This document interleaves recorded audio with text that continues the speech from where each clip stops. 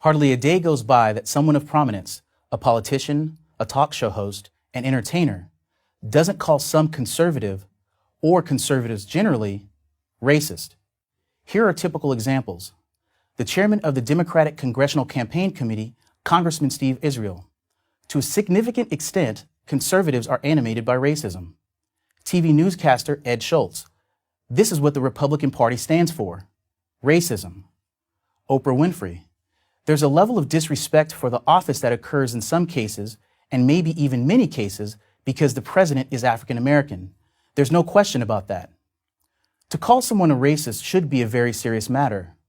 A racist is a person who believes that one race is inherently superior or inferior to another. It's not intelligence or goodness that determines an individual's worth. It's his or her skin color. To say that racism is foolish and stupid, not to mention evil, is to understate the case. But according to many of their critics, conservatives are that stupid and that evil. But with few exceptions, conservatives are neither. So why is the charge even made? The answer is primarily political: to maintain black support for liberals and liberal policies. To back up this charge, the accusers point to conservative policies. So let's examine some conservative policies to see if they are indeed racist.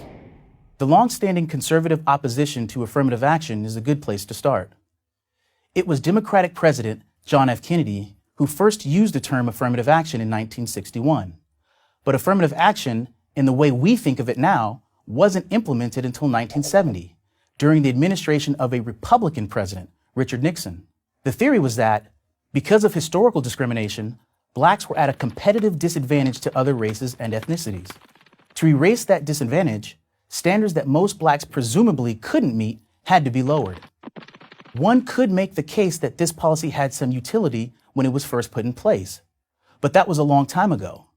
The conservative position is that blacks have repeatedly proven they can compete with anyone without the benefits, demeaning benefits, I might add, of lower standards. There are countless examples of black success in every field at every level. The policy is no longer necessary. But the conservative argument goes further. Study after study shows that, in the case of college admissions, affirmative action actually hurts many blacks. By lowering admission standards for blacks and some other minority students, colleges set many of these students up for failure. They get placed in schools for which they're not prepared. And high black dropout rates confirm this view. So does common sense. If white students with mediocre SAT scores were admitted to Ivy League schools, they too would be set up to fail. Let's do the math. Conservatives believe that blacks and other minorities are every bit as capable as whites of succeeding as policemen, firemen, businessmen, lawyers, doctors, politicians, and college students.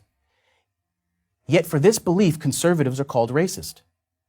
The irony, of course, is that those who accuse conservatives of being racist believe that blacks and other minorities are not as capable as whites of succeeding and therefore still need affirmative action, almost a half century after it was first implemented.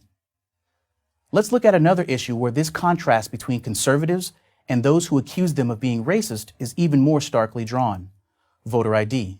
Conservatives say that America should require that every voter present an ID when he or she votes, just as European countries do in order to help keep their elections honest.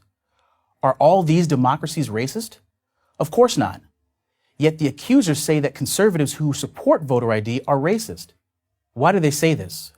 Because, they argue, it's really a ruse to prevent blacks and other minorities from voting, since many of them just aren't capable of acquiring an ID.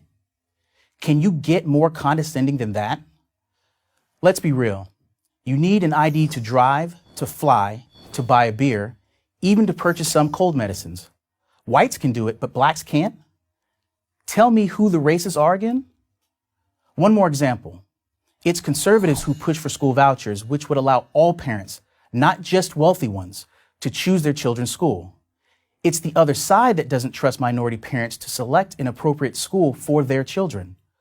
Why aren't the people who compel black children to stay in terrible schools the racists? At some point, maybe you'll start asking yourself, like I did, who's really obsessed with race? And whose policies really hurt blacks and minorities?